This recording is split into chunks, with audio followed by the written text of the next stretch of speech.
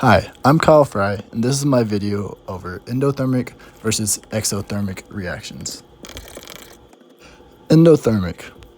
Endothermic reactions is any process with an increase in the enthalpy H of the system. In such process, a closed system usually absorbs thermal energy from its surroundings. This means that heat is transferred into the system. Exothermic. A process or reaction that releases energy from the system to the surroundings. This is when heat is transferred out of the system. I will now be showing an example of an exothermic reaction. I will be doing this by igniting one of these C67 model rocket motors. The reaction is started when you put a starter into the end of the rocket and put a plug into. Then you hook it up to the electronic starter, and when everything's ready, you hit the button and the thrust happens. Inside this model rocket engine, potassium nitrate, KNO3, is the oxidizer.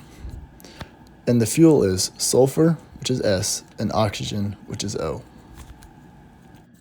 Okay, so I made this very professional stand out of this 2x4 I found, and so I started off with this little binder paper clip down there at the bottom. You can see it's holding the rocket up off the ground so it doesn't just make contact with the wood. And I taped it around there quite a few times to hold it tight, because these little rockets put out quite a bit of thrust. The rockets you buy can go up to 1,700 feet or so. And I went ahead, put some stabilizers in here. These are just tacks, so if it tries to fall over, it'll catch before it does that. And then I went ahead and added one big round of tape on there, so it's secure pretty good. And this nice little invention I made here, so it'll be a good camera angle to see what happens when I light this rocket. Okay, so we're outside now, ready to test. So we have the electric launcher right here. You put this in, and we press it down, and that red button starts it.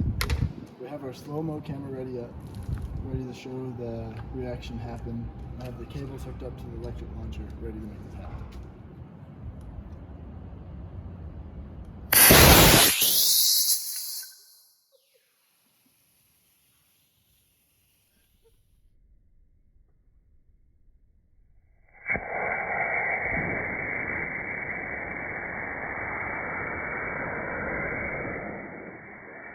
Okay, so this is the aftermath.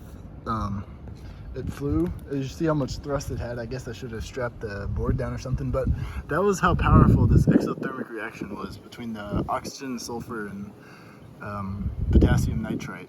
Okay, so I'm back inside now, and it's hot to the touch because the exothermic reaction let off the energy. So we saw that in the flame and now the heat that it put off.